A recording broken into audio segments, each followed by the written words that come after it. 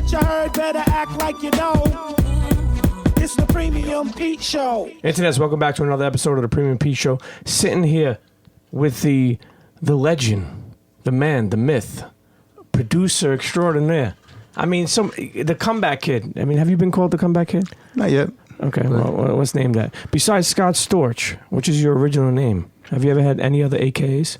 SSOTK. Okay. That was the roots thing. Scott Storch on the keys, the piano man, Mr. Number One.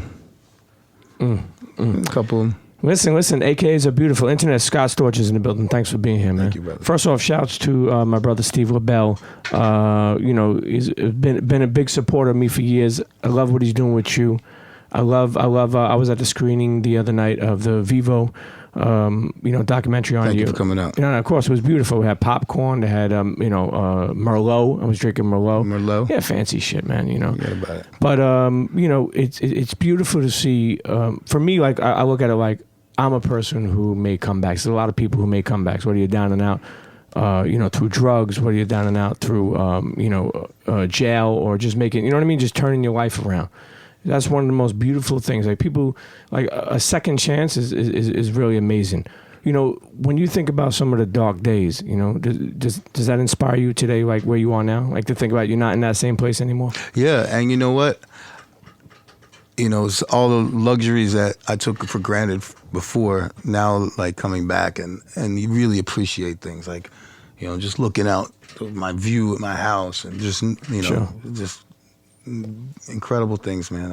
I'm very happy with my life right now and inspired. And we'll get to like how like the comeback and what kept you focused and music and what you're doing now. But more importantly, one thing I really like to see is that and this is not only a New York thing, but growing up in Brooklyn, I always feel like we look good, but we weren't really good inside. Say. You know what I mean? Like the shades could be worth 10 grand, but we were really depressed. You know what I mean? Like a lot of like people I grew up around, like we had chains, we had watches, we dressed fresh, we looked good, the sneakers were good, but people didn't know deep down that maybe we were depressed or maybe that a facade. Yeah. And you ever feel like you went through that stage where you looked better than you actually felt? Yeah, for sure. I mean, life throws us a lot of curveballs. Even when we're all the way up, there's still, you're not immune from anything. So, I've had these moments in my life. And then obviously after I had, addiction to drugs and stuff, that's when you really get depressed. And I ask some people this because it's like you sometimes when you get clean, you take a look back. Did you ever think about why you use drugs? Like, did you ever think about like were you feeding like a pain or like was it something you were depressed about? Like, you know what? I can't even front. Like, I was partying, I was celebrating, and the celebration turned into a disaster. Mm-hmm. It was just too long of a party, and the party evolved into just very bad things. What fun turned into not so fun. Yeah. You grew up with mom and dad? You know what? I kind of raised myself, like me and my brother, both of us. But I had two great parents. But at 15 years old, they were no longer together, and I was just freshly moved in with my dad, and I didn't want to go to school. I wanted to make music, so I was cutting school, and he said either you go back to school or you move out. And I called his bluff and I moved out. And I mean, I don't recommend that for just anybody, but for whatever reason, it worked out and it was the road I chose and I just stuck at it. And I had this fire behind me that I had to like prove my dad wrong, like that music wasn't a pipe dream. And what did Pops do?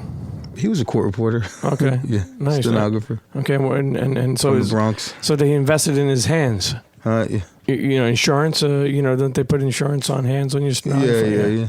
It's funny. So he's a piano player. Oh, really? So did he teach you how to play the piano? No, I'm self-taught. And just this is something that you just came across at a young age? It was, honestly, I just loved music. Before I played music, I mean, my brother, we used to like take tennis rackets and stand in front of the mirror and listen to albums and pretend like we were giving a concert and whatever when we were like 6 years old. Some Led Zeppelin style. Yeah. Were you a fan of? Foreigner, Nice, Foreigner. Were you a fan of all that? That's one thing too that I found. Ozzy Osbourne, all that. Really? Yeah. Okay. And what about like any Beatles or? Of course. So there was inspiration there. But when I really got interested in making music, I now found this affinity for like mid 70s and late 70s soul music. I was like listening to Earth, Wind and Fire, Al Green, Marvin Gaye, and Sly Stone, all this stuff. And that was like really how I taught myself. It was just listening to that stuff and like emulating it and copying it and little by little getting better at doing that. And then kind of like watching and looking at the songwriting that went into those songs. Not so much this technical ability of becoming a virtuoso player on instrument. I became a virtuoso of writing little loops, early on, these 8-bar loops of what I thought was popping, and musical changes and dynamics and all the way records were made. Well, I mean, it's funny because at teenage years, I don't know how, because we weren't, we didn't have a lot of money, but my father was a piano in my family. And my sister and my father used to play. And the only song I ever knew how to play was When the Saints Go Marching In. And I used to, ding, ding, dun, dun, dun, and I always thought it was hard. I'll never forget when my sister went to piano lessons, they used to tell her all the time that she'd be good because she had long fingers. Is that a stereotype? I mean, I play all right piano. I think so. I don't, I guess it can help. Yeah. Especially if you're playing like some crazy classical thing that's like they're going crazy. Yeah. You think about you produced so many hits. I mean, before you even knew that it was going to be, you just producing, not even knowing what these could be. When we look back now, after how many years are you in this game now? 20 plus? Yeah, 20 plus, 25. Look at this, 25 plus. We working. Do you have a beat or a session that was one of your favorites that you remember to this day? That's something that defines like you're like, wow, like a. There's been a lot of them. There's been a lot of them, but I hate to sound generic and just mention one of my biggest songs out of thousands of songs, but I remember Fat Joe coming over to my house for the first time, and from scratch we made Lean Back, and it was amazing. What does the that whole mean? process was 15 minutes. What does that mean for like people listening who may not know? Like when you say from scratch, like what does that mean? Like there was nothing, and then there was no loops involved. There was no anything. We just from scratch. I programmed a drum pattern. No break beats, no nothing like that, and hit the keys. Put the whole song together, and then I remember when I finished making the meat of the main part of the beat, Joe was like, I need a crazy intro. And we did boom, boom, boom, boom. That took another 5 minutes. So we're 20 minutes in now. And I you know what? He left. And I didn't hear anything about that song. He didn't cut the vocals that day. I didn't even know if he really liked it like that. But 6 months later, he said, yo, we got one. And then Summer Jam, and then it was on. And so that's one of your favorite. Is there a beat that you hear that you wish you made, like from somebody else, like a song that you hear that you're like, damn, I wish I would have made that? No, I mean, I appreciate other people's beats. It's not like I wanted to make it. I made enough of my own, but there's definitely a bunch of songs that I love. I want to go back to your parents for a second. What did mom do?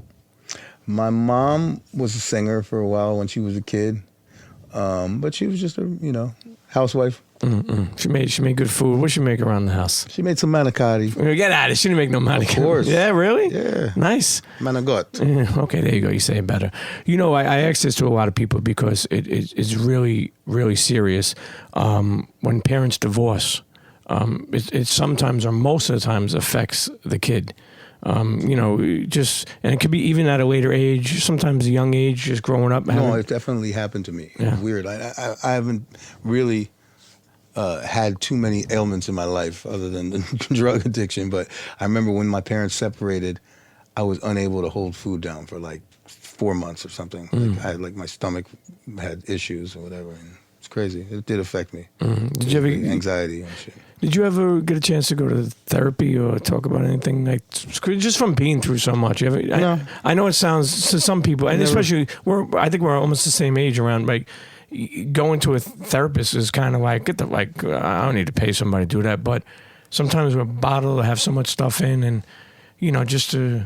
I don't hold on to it. I'm Okay. able to somehow miraculously let it go, and I'm happy, I'm healthy, and I'm in a good place. You know, I'm sure everybody has, like, once in a blue moon, you wake up in the morning or you're trying to go to sleep and you start thinking about things you could have or should have done in life, but it doesn't really, you know, I just man up, keep it going, thick skin. You still speak to mom and dad? Yeah. Relationships still Absolutely. good? I have, yeah. Fortunately, right now, my relationship, I'm heavily involved with every family member I have right now, immediate family member, for the first time in my life, and really taking control of everybody. And, you know, I held everybody down for almost my whole life since I'm a kid because I was the only one who ever earned any money in my family.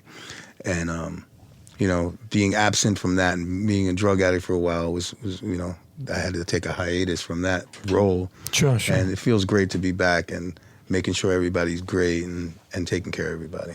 What was that one moment, you know, and that's another thing that I always like to talk about, where, you know, maybe your parents, they understand what you're doing, but they don't fully understand, like, what, you know, the success of it. And then, you know, you go buy them a house or you go buy them a car and they're like, holy shit. Like, do you remember a moment like that early in your career where you did something for your parents that you were really proud of? For everybody. Yeah, really. You know, I liked it, and you know, it made me feel good to do for them. Yeah, it's a moment like that. You know, you think about when you started off. You started off obviously with the Roots, right? How did you even, for people listening who may not even know who Scott Storch is, right? How did you even start off? Like, how did you even get into the Roots? Like, how did you even get into the clique to be able to do something with them? Okay, I was living with my dad in South Florida. I had just moved in with my dad, and my mom, she, like, you know, got engaged to some guy, and I wasn't feeling him, so I moved in with my dad. And as soon as I moved in with him, we moved to Philadelphia from Florida. And I wasn't feeling like, it was like bullies at the school I was going to. It was a couple of weeks I was in this new school and right outside of Philadelphia, in an area called Bensalem, like blue collar town. Yeah. And I just cut school, and then my dad, I remember he had mentioned to me that there was a guy who worked in his court reporting office that was an aspiring music manager. You know, he was not really super supportive of the music thing, but he just wanted to have, you know, like, do something. Sure. So he put me down with this guy, Richard Nichols. And Richard, you know, God rest his soul, is one of the greatest guys. You know, he was ex-Black Panther, like, super cool dude. Ended up taking me under his wing, and but why do you think he did that? Just because of Pops? I moved into, Sorry about that. I don't mean to cut you up, but why do you think he did that? Just because of Pops? Because I played piano. Okay. No, not. And then it became against the will of my dad. He was, like, not down. And, you know, he got pissed off because I was now, like, living in West Philly and trying to pursue a career in music at 15, and he's thinking, why are you not, like, going to school, become a court reporter or something like me and be miserable for the rest of your life? Sure. Yes. And I was for the next 40 years, retire, you get a pension. Yeah. And, you know, sure enough, he ended up, you know, talking to this guy, AJ Shine, and this other guy, Kilo, and they were talking about, yo, you know, we're starting this, you know, hip-hop jazz group. And he's like, yo, I got this kid, Scott. He's a little white kid. You know, I don't know if it fits into the vibe, but he plays a mean keyboard. And it's like, my thing at that point was I was emulating all this 70s Bob James sound and stuff. And I had a Fender Rhodes when it was not cool to have a Fender Rhodes. They were giving them away. Nobody wanted that. You wanted to have a synthesizer, like, you know, or some sequencer or whatever. And I went back to the essence of it, and that's how I started. I had 3 broken keys on the thing. It made it part of the sound. And some of my inversions were dominated because I had the broken keys and everything. So I show up to this, you know, rehearsal with a Fender Rhodes. It's the size of a coffin, you know, with the cabinet and everything. Yeah. And I went out and I rehearsed for, you know, I auditioned for the Roots. And, you know, they were feeling it. They were like, this is the sound, you know what I mean? And it just happened. So we started playing on the streets, like South Street and Cecil B. Moore Avenue. There was a block party. And Derek Jackson showed up, who ended up becoming my manager of my early production. You know, the main meat of my production career. And he came down, he saw us, and he called Wendy Goldstein. She was a Geffen at the time, and, you know, we got a record deal with Geffen Records at that time. And in 1993, It was $1 million deal. I mean, it wasn't like any of us got any substantial money or anything, but it was a big deal. And now I'm a signed recording artist. So, you know, I heard a story that you were that you played the piano in a session, you know, where the Roots were, you know, forming, and you played the piano. You thought you were going to get in trouble because you were just like playing around, and you know, you just there's some shreds of truth to that. All right, so simultaneously, while I was in the Roots, and you know, we were struggling artists before the record deal. Sure. I was interning a little bit at Rough House Records. It's also in Philly, which Okay. was like 4th Street and Calla Hill. And they had a studio there called Studio 4. And it was like my crash course introduction to the music business. At the same time, they had Wyclef and Lauryn Hill in there recording, you know, this group called the Fugees. And they had Cypress Hill doing their like early albums and Criss Cross. And I was like cleaning ashtrays and this and that. And I was supposed to be doing something work-related, and I ended up sneaking into the live room of one of the studios before a session. I was playing piano, and Joe the Butcher, who was the owner of Rough House, said, "Can you come down the hall for a second?" And he had me play on a Schoolie D record called Another Sign. classic. Yeah. So it was the Classic. first thing I ever did on any record ever. What was it like working with Questlove? Amazing. You know, it definitely helped me watching him play drums and the rhythms, and I got a chance to get programmed into my head constantly. You know, people will always talk like Scott's drums are crazy, like this and that. And a lot of that was inspired by seeing the live drummer and then applying that to an MPC 60 and trying to emulate these grooves, and it just took on its own identity. You know, it's funny when you look at somebody, especially when you're doing like episodes or interviews or conversations, whatever you want to call them, and you look at their like discography, and you start to say to yourself like, God fucking damn. You know, I think that is one word what people, you know, have to say when they think about like your discography. I mean, A lot of people don't know. no, I'm gonna go. Listen, I want to go over some. You stop me if there's something that sticks out to you that you really enjoyed. You know, I mean, I'm sure you enjoyed all of them, but You Got Me, the Roots featuring Erykah Badu and Eve, or is early on. Let's start from the beginning. Still Dre, you know, Dr. Dre featuring Snoop Dogg, X, Exhibit, featuring Snoop Dogg. Then we'll move on over to Family Portrait by Pink. You know, Fighter, Christina Aguilera. The Streets, WC featuring Nate Dogg and Snoop Dogg. Keep on going. Can't Hold Us Down, Christina Aguilera featuring Lil Kim. Baby Boy, Beyonce featuring Sean Paul. Yeah. How did that even come about? That duo, how that record happened? Just how that record happen. I mean, I was camped out in a studio, South Beach Studios with Beyonce, working on the album, the Dangerously in Love album, and we ended up cooking up so many records, some amazing records, and we ended up with 3 solid ones. This song, Baby Boy, Naughty Girl, and Me, Myself, and I. It was won a Grammy. Yeah, and it was a blessing, man. And it was so crazy. I've told this story before, but I remember when I was talking to like the label and the management, and they were talking about writers, and I had a friend of mine that was, one of those places in your life where it's like, between places. He had been a huge rapper early in his career, EST, 3 times dope. And I convinced everybody that I had this amazing R&B writer who had never really written any R&B anything in his life. And I just went out on a limb for my boy and brought him in and tried to get him into the project. And he ended up vibing and gelling with Beyonce in a heavy way because she had this amazing trained melody ability, and she was incredible. His lyrics were like street, and his melody was not so trained at that point, and the combination of them, the two together, was just amazing. It was like a lyric and melody duo. This discography is insane, man. I mean, clap back, Ja Rule. Popping them things. A favorite of mine, G-Unit.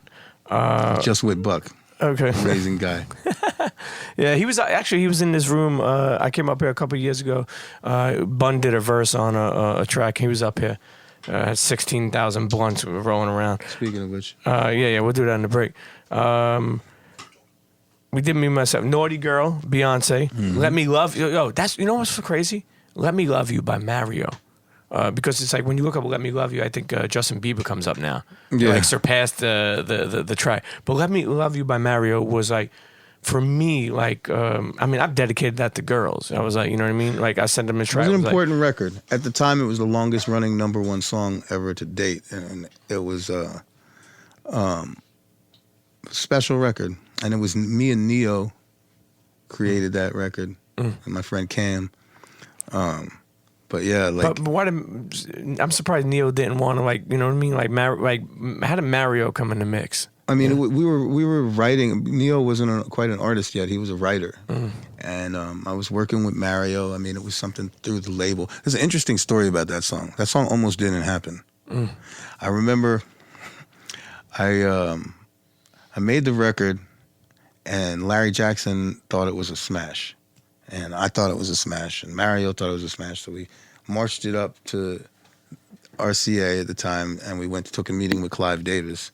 And he not only didn't want it on the as a single, but he didn't even want it on the album. He was like, "This is not it. This is just, you know, it's too smooth and this and that, blah blah blah." And then 6 months later, I got a call again from Peter Edge, and he said, "Oh my God, this record's brilliant. We got to put it on the album. We got to make it the single." Woo woo. And then there you go. It was almost one of my greatest misses. No, that is an amazing track. Time's Up, Jadakiss featuring Nate Dogg. The legendary Lean Back, Fat Joe featuring Remy Ma. Don't Say Nothing, The Roots. You Make Me Wanna, Jadakiss featuring Mariah Carey. That's a big track, you know? How did that happen? Jada, he went for it. He got that feature, you know? You did that in the studio? Yeah. You know, there's something too. Obviously, people know you as a producer. When you look, there's a lot of you're credited on a lot of songwriting. How does that even happen? Like for somebody like I don't know that particular part of the business, but like you're a producer, and you know obviously you're crazy with the piano, and then you became a producer. And how does the songwriting come into fact? How do you like? How does somebody let you on the song say like, yo, I songwrite too? You know, because sometimes I think like the way I grew up, people are like, yo, we're good. You just do the producing. Don't worry about it. How does that come about? I mean, I'm not really like a lyric writer. I'm a melody writer. Okay. And like I'll take the piano and I can do melodies and this and that. But a lot of times, early in my career, you know, they say you got to earn your stripes. I've been in situations where I went down as a writer on a song that I really produced, but you know, sometimes we have to take that to the chin and grow and hopefully, you know, get our power, and then we can get all the credit we deserve. You got more, man. You got more. If I'm missing something, you let me know. Candy Shop, 50 Cent featuring Olivia. Just a Little Bit. You know what's funny? One of my favorites. Yo, Just a Little Bit is so fucking classic. I seen when they had the Gotti movie. I don't know if you've seen this clip. John Travolta. Yo, John Travolta dancing to Just a Little Bit with 50. Yeah. Yo, this shit is classic. I posted that. Yeah. Oh my God, yo, that shit was classic. What happened to Travolta's dancing? It was Saturday bad, Night man. Fever. He looked a little uncomfortable. He looked like a bad white stepdad. It was bad. You know, dancing, man. It was, you know, he had the, but it was funny, you know, and that is a classic one. Plays Only, R. Kelly featuring The Game, Get It Poppin', Fat Joe and Nelly, Run It. Yeah. Chris Brown featuring Joel Santana. That is a smash. Yeah, it was Chris's how very the fuck first did that record. happen? Mark Pitts, Tina Davis showed up with this young kid, Chris Brown, man. And I remember that day, I was feeling myself, and I told Chris, I said, Chris, I'm going to make you a #1 song today. Just promise me this. You'll never change, and you'll always stay the nice kid that you are. And he did. Okay. I mean, he's still a great kid. I kept my promise. No, I mean, you kept your promise now. I mean, what a talent, man. I mean, you cannot deny how talented that kid is. You seen that? But he's a loyal person. Yeah.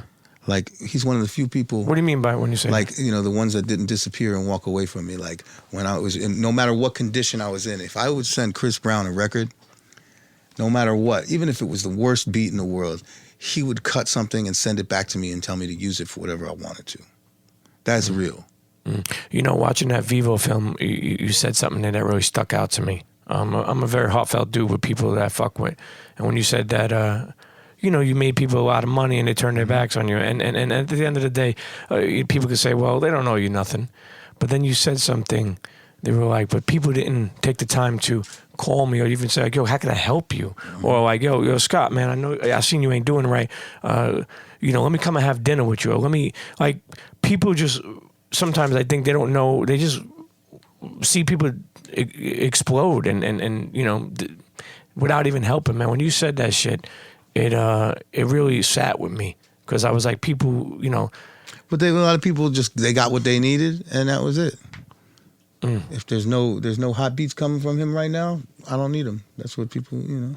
But a phone call is like, you know, it's like we could be friends, but you know, texting you, you know, happy holidays. Those are the little things around more than the beat. You know what I'm saying? Like, yeah, you know, and it's crazy. Like, even when I was all the way up and everything was gravy, there was still the artists that would be your friend. It's like I feel like every time I made a song with somebody, I was like, we're like a band. Like for that moment, we're in the studio, we're a band, we're coming out. Like, you know what I mean? And it's like you have these relationships, and certain people, you know, were social, and they like reach out and they actually, you know, maybe wish you a happy birthday once a year, even that. But then there's those that just they don't care anything about you, no matter what condition you're in. They just wanted their track, and that's it. Yeah, I know you credit your girl, Flo is her name. I know you credit her to, you know, keeping you straight or you know, getting your mind right. I know you inspiring me. Honestly, the only person I credit to making myself sober and straight is yourself. Is myself, because it was me that makes the decision every day to never again use. But she inspired me to do it and showed me how much life I have left and how incredible through sober eyes looking at my children will be. You know, it's funny you say that because you know, I'm a father of two. I have I was a separated dad when my daughter was 2 years old. My daughter's 18. She's going to college this coming year. I'm very excited. My son is 3.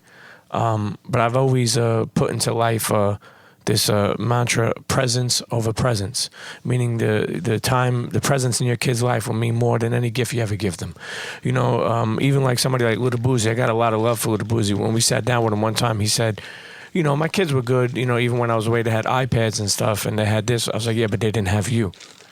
And, you know, we look at like our kids. I watch his IG. I see him spending time with his kids. Yeah, he's great with his kids. Always swimming and all that. Yeah, he's definitely a good he's got dad. a clan, man. How many kids you have? I have 12. No, I'm just kidding. Get the fuck out of here, bro. I was like, what do you? I got a, baker's dozen. No, I got 3 kids. And at any point in time, because, you know, I'll give you a quick story before we go to break on me. You know, I was away many years ago. You know, I was in the box for a year. Very depressed, very lost. The only, you know, I felt like my daughter was only about 4 years old. I missed her first day of school. And I felt like what a piece of shit I was.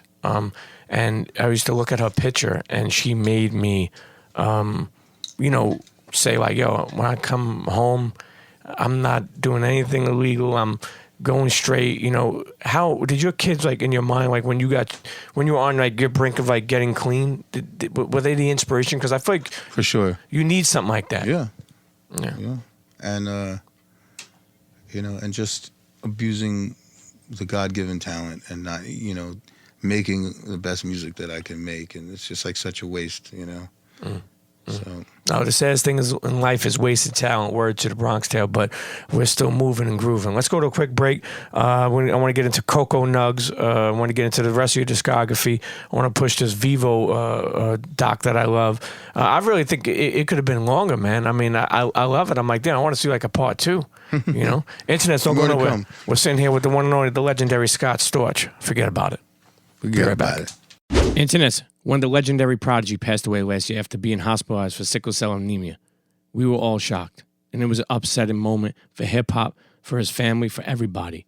Okay, listen, he did the last episode. He did the last interview. The last interview Prodigy ever did was with me when we did a Father's Day episode, and something I'll forever be proud of, where we spoke about his kids and him wanting them to be better than him. And it wasn't no drama shit. It was just real life stuff.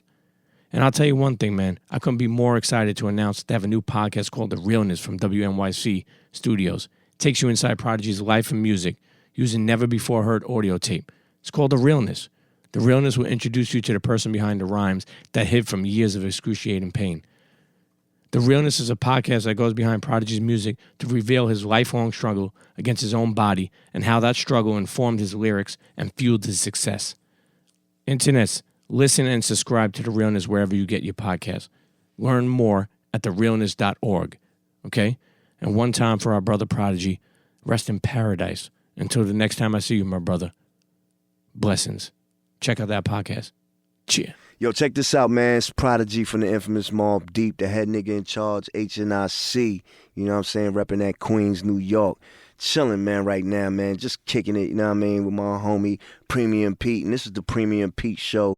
Keep it locked right here. Don't go nowhere. Real shit. One. Internets, and we're back sitting here with my guy, the one and only Scott Storch. Let me tell you something. One thing I seen when I went to break was Cocoa Nugs. And that was something I wanted to talk about with you. Besides producing, besides, writing, besides doing everything in the music business, like some people may not even know things you're doing besides that to invest in, This is one of them. Now, whose product is this? This product is, part of my immediate family. My girl came up with this idea. We were at a weed festival one time, and she had the munchies, and she decided she wanted to make chocolate that looks like weed. Not to get you high, but just as a novelty. What was your first thought when somebody said like... I was like, she's crazy. Now she's selling 80,000 jars a month. So. Now, where can people find Cocoa Nugs? Obviously, besides stores and retailers. So online? Online, all over the place. Okay. But most importantly, right now, outside projects I'm doing, I'm trying to, tell the story and my manager told me Vivo wanted to get involved and make a film, and I thought it would be an amazing moment to, it was the right timing to tell the story a little bit and refamiliarize certain people and the new generation of people that may not know who I am, and hopefully touch some people. But they have a lot to look up for. Now, what about Storch? Are you doing your own products now? I mean, yeah, I have a little plug-in that I'm doing with Studio Linked, and it's a workstation that, a producer, aspiring producer all the sounds are right there. The drums, the keyboard sounds, the strings, and everything. And it's a plug-in world right now, so. Hey, listen, you got to get into it. What about you believe in like investing, like real estate, or what about Bitcoin? You fuck with this Bitcoin? Not Bitcoin, but real estate is real. So, getting a real estate portfolio is important for anybody. That's best place you can put your money. One time I had a conversation with Just Blaze, and we were talking about wills, and I was like, I don't want to make a will because that means like you're preparing to die. And he's like, yeah, but you are gonna die. Do you believe in wills? Have you you believe in doing? Yeah, all that shit scares me. Yeah. I at a time when I was in bad shape was court ordered to get some life insurance policies for baby mamas and et cetera. And I was like, oh, wait, am I worth more not alive to somebody? Or, but whatever, it is what it is. Some people in life say they wouldn't change anything, things happen for a reason or it made them who they are today. Yeah. If you had the chance, would you? I mean, I definitely, could have taken a better road, but, I don't regret a lot of the things that I went through, and it made me the man that I am today. And I have a whole thirst for life. It's important too. I think people, like for those who know you and for those who don't know you, making a comeback, changing your life around, this shit is not easy. No, it's not. I'm sure a lot there's of people moments count you out. Yeah. But you can never count out a person that, has talent and is driven and. I'm sure there's moments and days where, you feel like, taking a step backwards, or you feel like maybe laying in bed an extra half hour, putting the blankets over your head. You know what I'm saying? Like, but if you got to power through, and the crazy thing is what I don't think you realize is you're an inspiration for other people that been there. I don't really get those days anymore. Really? I'm in a great place. I think better than ever. You credit that to anything besides obviously your surroundings, your just girl. taking for the first time in my life appreciation for having a relationship with somebody that loves you, and that I found the right person, and it's an amazing thing, and just appreciating family life. Sure. I love it. I love hearing it. Let's get back to the discography real quick. Turn It Up, Chameleonaire featuring Little Flip. Lighters Up, Little Kim. Lord Give Me a Sign, DMX. How the fuck did that happen? How did that track happen? Man, that's my guy right there. I got love for X, and we've been friends a long time. And, you know, we actually both were in treatment, you know, in similar times. I recommended that he went to go to the place that I went to and, you know, try to help him out. I mean, we both went through a lot of that, so, you know, God bless him, and he's had a hell of a journey. Sure. It's important. One of the greatest to ever do it. Sure. It's important that you reach out to him like that. Conceited, Remy Ma, Why We Thugs, Ice Cube, Give Me That. Remix, Chris Brown featuring Lil Wayne. Another Chris Brown hit. About Us, Brooke Hogan featuring Paul Wall. You proud of that one?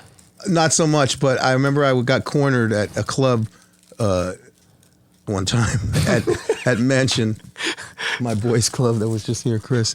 Hey, brother, I want you to make a record for my daughter. My brother. How you gonna say no to the Hulkster? What the fuck? Yo, the way you just did that was classic. No disrespect to no disrespect. I'm because we actually got a hit song out of it, and there was other influences. A good friend of mine, Cecil Barker in Florida, owns Sobe Records, and you know, I just went out and I did it, and you know, it is what it is. Make It Rain, Fat Joe featuring Lil Wayne, another smash hit. Yeah, that's a cool record. I had people calling me when we put that record out, like, don't you ever do that again to us. I'm going fucking broke right now. Every time that song comes on, we throw money. Please don't make songs like that. Hey, listen, there's a lot of people around the world, I'm sure, thank you for that, particularly even strippers. You know, that was a strip club smash for years besides everything else. Yeah. Let's Ride, The Game. You Ain't Know, Birdman and Lil Wayne. Love that one. Yeah. You still talk to Birdman? Not Birdman, but I talk to Weezy all the time. He's a great guy. Yeah. His future's bright. Yeah. It's good to hear.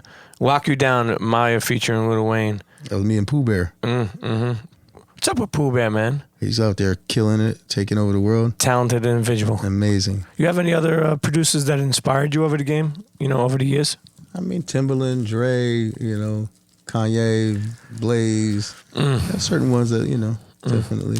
We can't Swiss, actually, sure. yes. Oh man, Swiss is nasty. We actually can't forget about the Dr. Dre story. I know you told it a lot of times, but you went out to, you know, you met Dr. Dre. You went out to the studio. I remember hearing that just to work on some stuff or play the piano. Well, no, I was actually doing an event for the Roots OK Player called the Black Lily.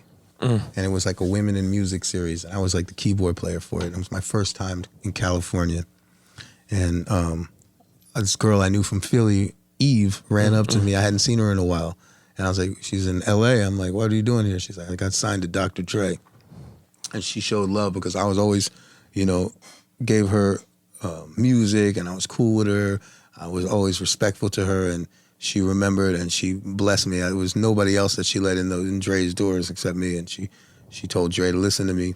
And I didn't have any music or my beats with me. I was like, I was unprepared. So I said, tell Dre I'll play the piano. So I sat down at the piano and he was like, hey, you ain't going nowhere. Let's make this album.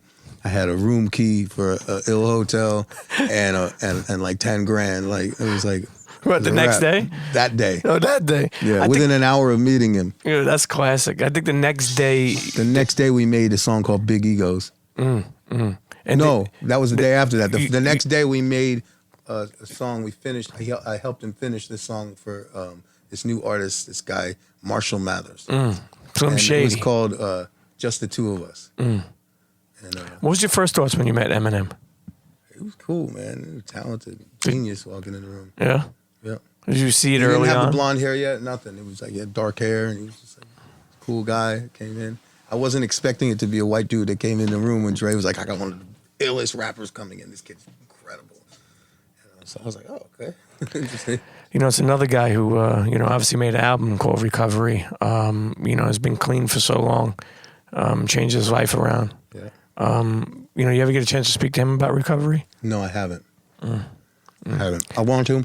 And I was talking, to Fred Reck the other day about potentially getting in with him and him in Detroit. So I would love it. I would love to have that chance. Listen, man, powerful. We'll continue going down, as we wind down the, work. Kelly Rowland, man. Comeback. Oh, that was a promotional single, they say. You know what inspired all the music, I tell you? Yeah. It's Grillo's pickles.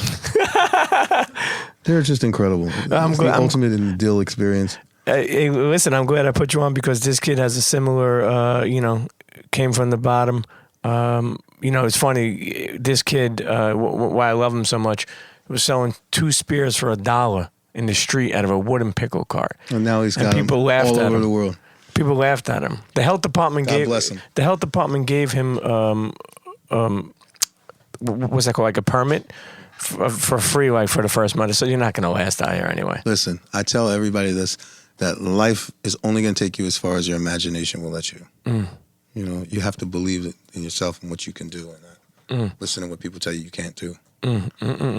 What's one session that you were in that you felt like that? I mean, there's a lot of history you made, but what's one session where you just felt like you were on autopilot? You ever feel like that? Like that you felt that you really were like, wow, I'm really, because you say I have a God-given talent, but where you said to yourself, wow, this is simple to do. You ever feel that way? You know what? It's so crazy. Sometimes I feel like I'm receiving satellite, like from somewhere, and just like I black out, and then all of a sudden the song is there, and it just happens.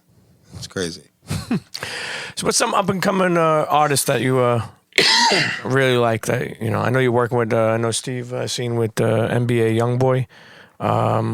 Who else? I'm working with all kinds Russ. of I love what you did with Russ. I just did a song that I really like with Derez Deshawn. Okay. Thought Mouse, who was in the Vivo piece, which is he's super Actually, talented. I met that kid last night. Super talented. That piece of you on the roof. First of all, which is sick. Shouts to Vivo. Shouts to Joe Patel. Shouts to the whole crew over there.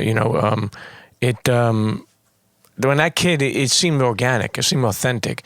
The way he was on the side of you, just kind of like singing and putting. It's special to see moments like that. It's amazing to be part of these talented people in early part of their career and being, just like I did with Chris Brown. It's like the new blood is really, it's the next generation, man. When you think back and you look back at everything you've done, you ever think about what you want your legacy to be? What do you want people to remember you by? I mean, obviously by the music, yeah. I mean, yeah, I definitely, I want to be remembered as one of the greatest producers of all time. And I feel like I deserve it. And, hopefully that people can get past the fact that I had a moment in my life of being sick with drug addiction. And they get used to knowing that I'm still here. And Hey, listen, in sports, I feel like sometimes people have issues or drug addictions or problems, and if they throw a couple of touchdowns or hit a couple of home runs, everybody forgets. This is not sports. This is, music. But at the same time, I think that, nobody's perfect. Well, the Scott Storch story is not over. This is like we're going into third quarter right now of the game. What is somebody, one thing I really like too? Fat Joe was at this Vivo, premiere and just the way he spoke about you, and how his support he has for you. What does Fat Joe mean to you? Man, he's first and foremost, he's one of my closest friends, and it's an honor to be friends with him and to have made history with him. But he believes in me, and it's crazy. Like, I made so many hit records even before the Lean Back record, which was our first record together. Sure. And not many people really knew who I was. And like, it was almost like I was swept under the rug because I was just like a little white kid or whatever. I didn't have like a name brand. I didn't, wasn't on the videos like that ever. And then Joe in Lean Back, he said my name aggressively in the top of the song, as if I was like the biggest producer in the world. And it really opened people's eyes. And he kind of like changed my life with that. Like, and then everybody became a thing. Everybody was Scott Storch at the beginning of their record, as maybe to help sell the record. Sure. So that's big. All Joe. Shouts to Joe. Now, what about Cry Me a River? You were in the session for that? Yeah. Yeah. How was that?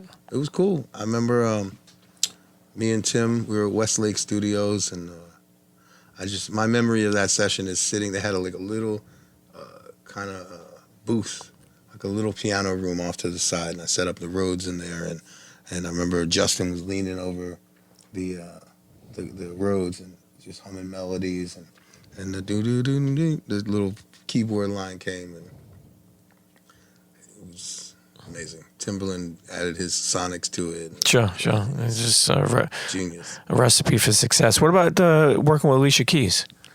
Alicia Keys never happened. No? But I remember I was put in a room. It's a funny story. I was at, I believe it was J Records at the time. And there was this little girl that they wanted me to work with, and they put me and Alicia in a room together, like with a piano. It was an upright piano. And I was like playing for her, and she was looking at me like, all right, that's cool, but I want to play the piano. So she was like, she wasn't ready for that yet. She was more into being the music behind herself at that point. So it just never ended up happening. But Is there anybody today that you think about? I mean, you've been around for 25 plus years. Is there anybody that you think about that you haven't worked with that you wanted to work with? I want to work directly with somebody that I've worked several times indirectly with, never in the studio. But I have many songs with Jay-Z, some with Timbaland and some with Dre. And I want to have an opportunity to sit with Jay again and make some music. What about Drake? As well. Definitely want to work with Drake. Now, what a about lot of these people? They are self-contained units, and they have their people, and there's a loyalty there that they have. So, if I can get a chance to get even one time with Drake, I mean, just to have one record with him, be great. Just for the sake of it. Rihanna's another one of those people. And but being around 25 years, the game has changed. You know what I'm saying? Like, meaning like the social media side, you see a lot of these young kids come up, they don't need a label, very successful, there's a lot of talent out there that can be found easy. How do you feel that you adapted to that? Like, because, you made the transition where it's like, you did it, in the 90s, and now you're doing it still now? The only difference now is everybody's got a chance. And people are going to gravitate to what they gravitate to. I think a lot of these newer artists, there's a lot of talented ones, and there's a lot of garbage out there. I would like to see a lot of that disappear. And hopefully now that I'm back making music very steadily, I can help some of the sound of help people's ears get used to listening to real shit again. Because people get programmed into what they think they're supposed to like or whatever it is. But some of the integrity and some of the music making is not there. And I want to get people's ears back to real music. You ever think about, when you're working with somebody, and I know somebody asked this question last night, and Steve LaBelle was talking about it, and people are doing different drugs. And, anybody, does that ever bother you when someone's doing drugs in front of you? I mean, it don't happen. We don't let it happen. Okay. But they try. And there's a lot of people that think it's the coolest thing in the world, like just so ignorant, like even knowing I'm sober, that just try to yo, I want to do a bump with Scott Storch.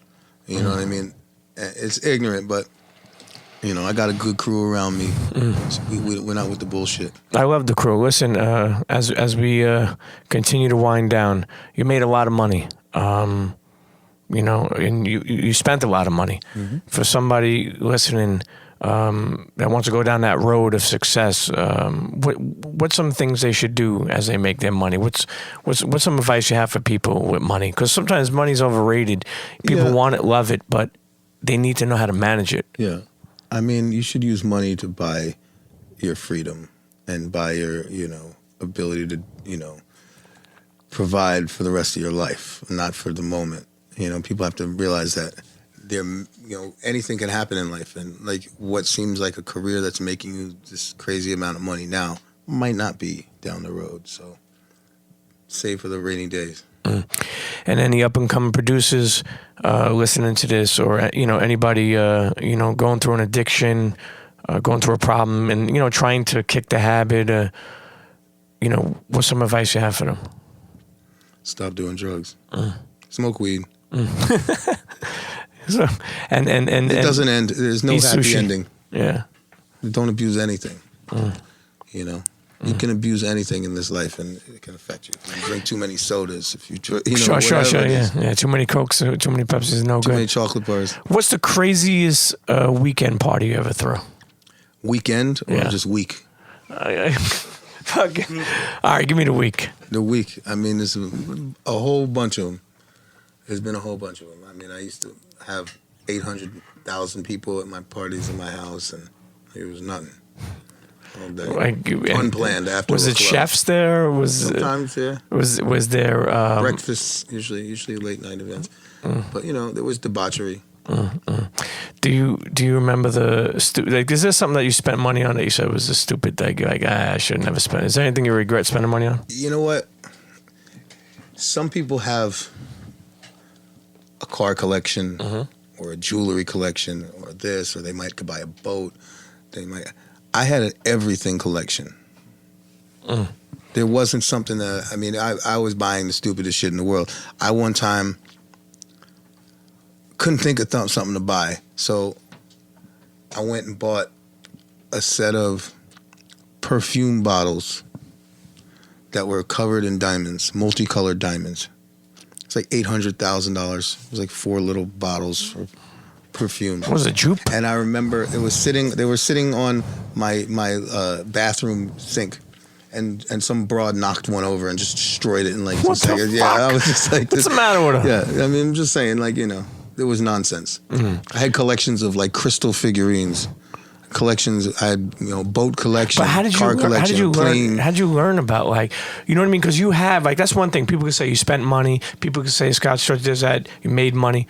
You have good taste. You know what I mean? And that doesn't just come with just because you have fucking money. Yeah, I mean, I was exposed to a lot of serious shit, with a lot of serious players. I was hanging out with billionaires, and I wasn't a billionaire, but I was living like one. I like that you said that. I think you said that yesterday. You said that you were living a billionaire life, but you were only a millionaire. Yeah. Yeah. That's sick And when you there think was a about point it. in my life where I guess, you know, I found myself chasing a particular woman that a lot of people know who came into my life at one point. Yeah. And trying to impress that person and play a role. Even though I was making shitloads of money, I wanted to play a role with the kind of people that this girl used to hang with. And these are like hotel owners in Vegas and like just crazy, like made guys. So I, you know, trying to like impress her, I spent a lot of stupid money. One too many chartered flights to Europe. One too many. I think they're cheaper now, you know what I mean, to get chartered flights, you know. If it was All I can say is this. If there was Instagram in 2006... You would have 100 million followers. Oh, yeah, no, it would be crazy. Yeah. Crazy. But listen, internets, the Vivo piece, still Storch. You know, we got Coco Nugs. We got your own, thing that you were doing with Lincoln. Now, before we even go, what about don't you have a new single? I do. Like, you know, that's the phase of my career that I feel like I should talk about. And that's going from being like a producer that you go to get a record for your album into being a producer that's getting features for my album. And now I've called upon, some cats, and I made a few singles I'm about to put out. First one, Suicide Doors, which is Trippie Redd, Ty Dolla, and Fat Joe. And it's you know. It's gonna be it's gonna be nice. A banger. Yeah, I'm excited to hear some of this. I'm excited to continue to see you working. We working as the man. Working. As the man Steve LaBelle says. Listen, I honestly want to say this.